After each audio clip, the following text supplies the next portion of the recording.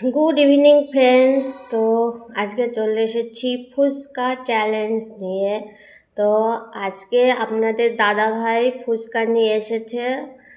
অনেক দিন ধরেই খেতে ইচ্ছে করছিল, তো দোকানে গিয়ে তো খাওয়াই হয়, তো দোকান থেকে কিনে এনে বাড়িতে খাওয়াটাও একটা বেশ ভালো ভালো লাগে। তো ভেবেছিলাম দুইজন একসঙ্গে খাবো, তো ওনার তো বেশি তাড়া, ওই জন্যে উনি খেয়ে আমার জন্য নিয়ে এসেছে, বেশিরভাগই সেটাই করে। তো চলুন ফুচকাটা দেখিয়ে দিই। ফুচকা এখানে 15টা ফুচকা আছে, আর এখানে আলু সিদ্ধ মাখা, আর এখানে দেখুন এটা হচ্ছে তেঁতুল ঝোল।